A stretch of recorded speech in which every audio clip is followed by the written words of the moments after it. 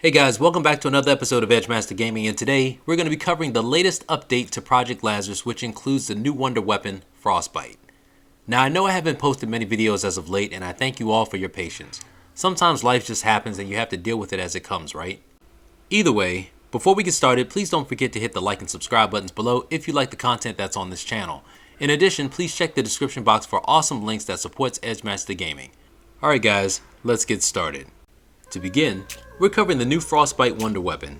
It's an endothermic revolver that freezes zombies. And there can only be one wonder weapon in the game at a time, excluding the ray gun. Of course, this is a mystery box only weapon. It has 6 in the magazine and carries 36 in reserves. Because it's a revolver, it doesn't hinder your movement speed, it's quick on reload, has a decent fire rate, and you can use it while you're knocked. Any direct hits on the target guarantees to freeze on impact, and this seems to include any zombies that are within the blast radius, up to round 29.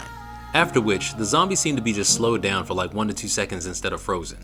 Now the issues with this gun that I've noticed is the low capacity of ammo, the delayed effect of the ice explosion on the zombies, and lastly the ineffect of any other weapons when the zombies are frozen. So once you freeze the zombies, you cannot switch to any other guns while they are in a block of ice, as it will have no effect unless you use a knife, which guarantees a one-hit kill. The packed version of this weapon, Absolute Zero, comes with the black ice module where it gives enhanced freeze. It continues to hold 6 in the magazine and adds an additional 12 bullets, giving you 48 in reserves. Now let's see the gun in action.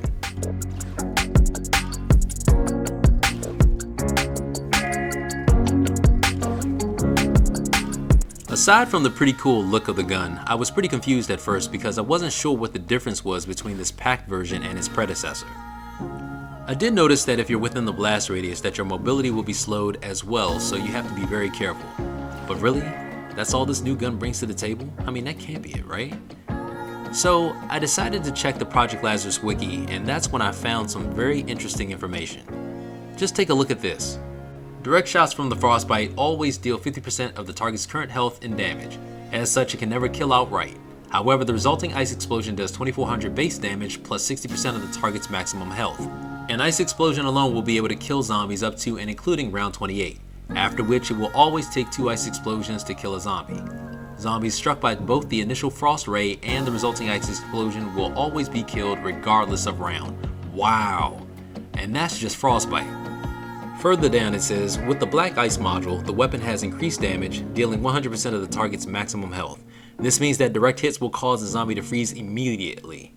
Any zombies caught in the delayed ice explosion are always frozen. And furthermore, if you check the splash damage of the Absolute Zero, you can see that it's at 100%, which guarantees a kill.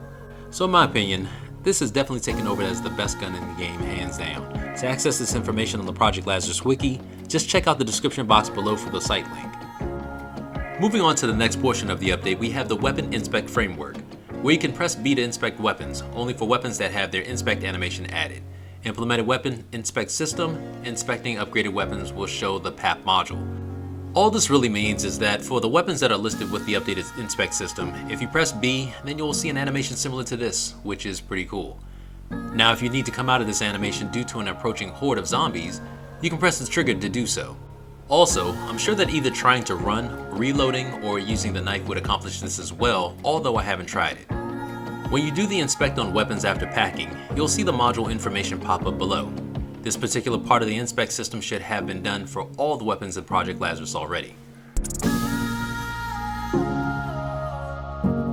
For a complete list of all guns that have the new inspect animation, please check out the official Project Lazarus Discord, which is accessible from here on the Project Lazarus wiki. The next item on the agenda are for the UMP-45 and the F-2000. Both of these guns had their PAP module descriptions fixed because of a typo. Not sure if you guys care about this change at all, but just in case, here is the old UMP-45 description. And here's the new one. Please note that the word successive is now spelled correctly. Here's the old F-2000 description. And here's the new one. Please note that the word 2 has been added. Next up, we have the Masada update. Two things of note here are the fact that Logitech decreased the fire rate a bit, but the most important thing is the reduction in volume, which is a blessing because anyone that considered using this gun ran the risk of possibly becoming deaf. Moving on to the update for the MSSR. where we have a bug that was fixed because the upgraded version had a lower base fire rate than intended, which now matches the base MSSR. I mean, this is pretty straightforward, so nothing more to discuss here. Next on the list, we have an update for the Ranger. Aside from the inspect animation, there was an update in the armory description. Unfortunately, I don't have any information as to what the update was, so we'll just have to skip this one. Moving on, we have an update for the Remington where a typo was fixed in the PAP module description. Here's a look at the old one. Now here's a look at the new one. Please note the plural version of reloads being added. Next on our list of updates, we have camos, where these camos for the guns have been added to the armory. Now if you guys aren't familiar with how to access these when you enter the game, just select Armory, the weapon type, the gun that you want to change for the camo, and choose Default. From this point, it's a toss-up on which camos are available. If you don't see the color you're looking for, you can exit and come back until you find the one that you want, just like so.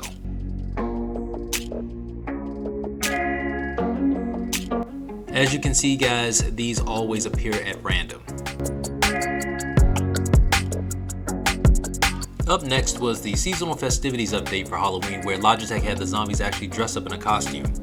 I thought that this was a cool update. Originally Logitech had limited the costume update for October 31st, but decided to extend it until November 9th since Roblox had done the same. I think, if I'm not mistaken, that this had something to do with the 3-day weekend outage that occurred recently. Either way, I'm looking forward to Logitech doing something like this for Christmas, but only the future will tell.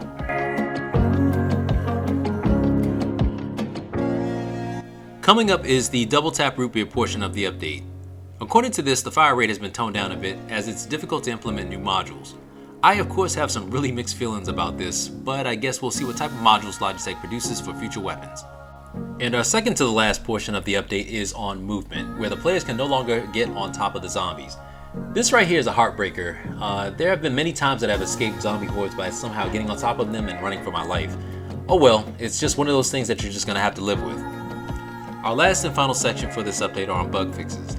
I don't have any examples of any of the bugs in question with the exception of one, and that's where Logitech fixed a bug where the Revive interaction prompts would use usernames instead of display name. So here is the bug in question. Please note Benji's display name, but when I perform a revive, his name is reverted back to his username.